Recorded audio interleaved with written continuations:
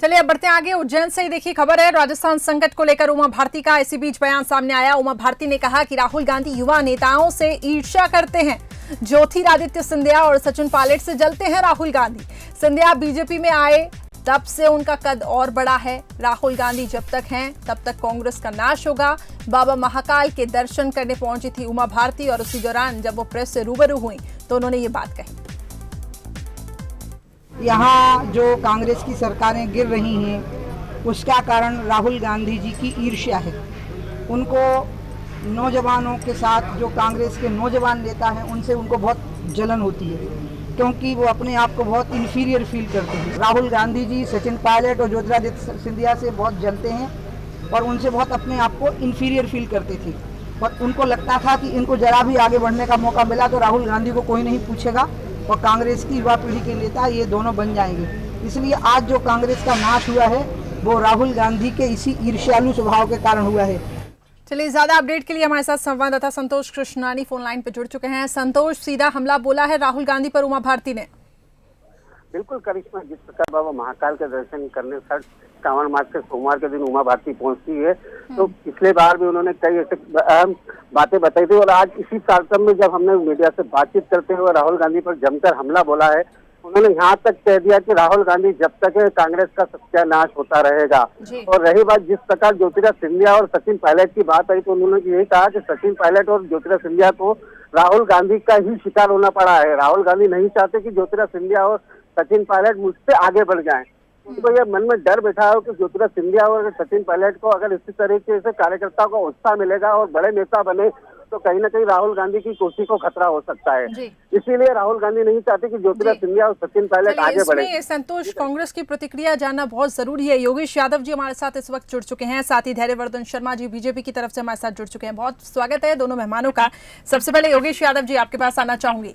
उमा भारती पहुंची थी उज्जैन के महाकाल मंदिर दर्शन करने। इस दौरान उन्होंने सीधा यहां पर कहा कि राहुल गांधी इंफीरियर फील करते हैं, ईर्ष्या होती है उन्हें ज्योतिरादित्य सिंधिया से। और जिस तरीके से राजस्थान में जो सियासी घटनाक्रम हम देख रहे हैं उस पे उन्होंने कहा कि इस वजह से ही पार्टी का नाश हो रहा है। कांग्रेस इसे कैसे देखती है?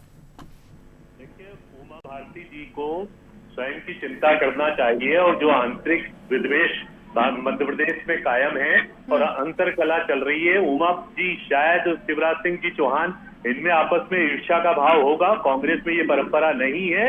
ये बड़ा हास्यास्पद बयान है। सोनिया जी पुत्रवत समान माना है, चाहे सचिन पायलट जी हो, चाहे सिंधिया जी हो, चाहे राहुल जी गांधी हो, उनका वात्सल्य हमेशा अपने नौजवानों को उनके प्रति रहा है और कांग्रेस में ये मनोभावना नहीं रही है। कांग्रेस एक आंदोलन है, कांग्रेस अपने आप में एक चेतना है और ये ईर्ष्या का भाव, ये आपसी टकराव की बात, अंतर कला का भाव, ये तो भारतीय जनता पार्टी का चरित्र है। कांग्रेस का इससे कोई लेना देना नहीं है और उमा भारती जी को जरा गंभीरता से किया जाना चाहिए। ये एक हास्यास्पद है और मेरा तो ये कहना है कि वो स्वयं की मानसिकता को प्रकट करना चाहती है, स्वयं की मानसिकता को प्रकट कर रहे हैं, स्वयं के अंतर्मन को प्रकट कर रही है इसी भाव से।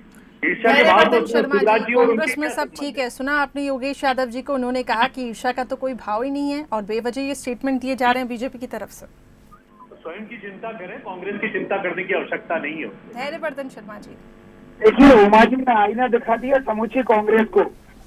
इस खोटे सिक्के को मार्केट में चलाने के लिए कई प्रयोग किए हैं कांग्रेस ने, हर बार असफल हुए हैं। और आप सब जानते थे परसैया का कोई दोष नहीं है। ये कितने भी लाग लपेट करके राहुल गांधी को मार्केट में चलाने की कोशिश करें, जनता कतई पसंद नहीं करेगी।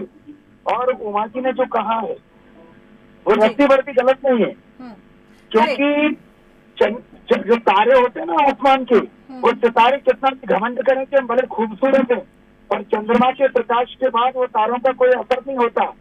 तो राहुल गांधी जी और उनके निर्णय करने वाले लोगों के मन में हमेशा से ये डर है कि कांग्रेस के तमाम युवा नेता बहुत टैलेंटेड है और कांग्रेस को नेतृत्व देने में सक्षम है, इसलिए इसके सर काट करके रखे जाएं, इनको हाइट न मिलने पाए, वरना ये खूबसूरत प्रभावशाली व्यक्तित्व, इंटेलिजेंट लोग, इनके सामने राहुल गांधी पीछे पड़ जाएंगे। चलिए योगेश यादव जी, अगर आप जिस तरीके से इन बयानों को यहाँ पे तवज्जो नहीं देते, कांग्रेस इससे वैसे नहीं देखती, अगर इन बयानों को भी हम साइड करें, लेकिन इस वक्त जो चल रहा है कांग्रेस में, राजस्थान में जिस तरीके से हम देख रहे हैं, सचिन पायलट अलग हुए, हालांकि अभी कांग्रेस ने ये कहा है कि उनके लिए दरवाजे खुले हुए हैं। क्या आपको नहीं लगता कि ये वक्त ऐसा है कि कांग्रेस को चिंतन मंथन करने की जरूरत है?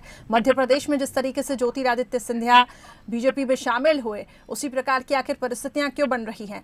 पूरा बीजेपी का इसमें हाथ तो नहीं हो सकता ना सर, कुछ तो कहीं ना कहीं तो रही होंगी ना मजबूरियां, जिसकी वजह से ये सब असंतोष के सुर उठ के सामने आ रहे हैं। देखिए, कांग्रेस में इस तरीके की व्यक्तिगत भावनाएं कभी नहीं बनी है। कांग्रेस एक आंदोलन है और उदार मना तरीके से कांग्रेस ने हमेशा संगठनात्मक तरीके से कार्य किया है। और जहां तक राहुल जी की प्रामाणिकता का प्रश्न है, तो मैं आपको बता दूं, राहुल जी के नेतृत्व में 4 स्टेट में अभी हमने सरकार बनाई थी। ये राहुल जी का करिश्माई व्यक्तित्व था कि किया।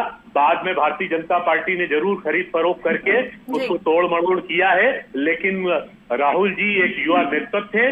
देश की संभावना है, अगले देश का बागडोर उनके हाथ में। आप चिंता कीजिए, प्रधानमंत्री नरेंद्र मोदी जो उलूल जुलूल तरीके से देश को चला रहे हैं, हमारी आसपास की सीमाएं, दुश्मन देश हम पर हावी हो रहे हैं, युवा बेरोजगार हो रहा है, देश की अर्थव्यवस्था का दौर चलता रहेगा। फिलहाल आप दोनों का हमारे साथ जुड़ने के लिए बहुत बहुत शुक्रिया। लेकिन कुल मिलाकर अगर हम देखें तो सियासी उठापटक बहुत तेज हो गई है और इसके बीच अब बयानबाजी भी शुरू हो गई है।